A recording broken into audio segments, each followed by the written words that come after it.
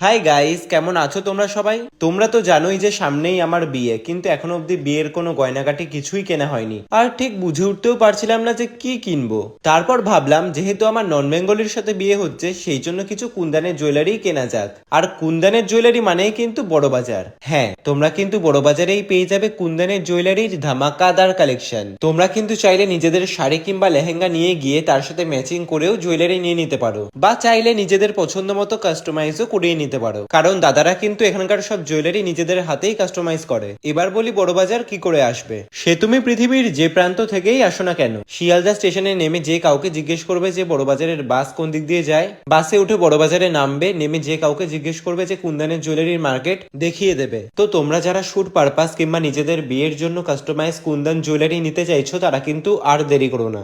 এত সস্তায় বড়বাজার ছাড়া কিন্তু আর কোথাও পাবে না, তাও আবার এত নিখুঁত কাজ।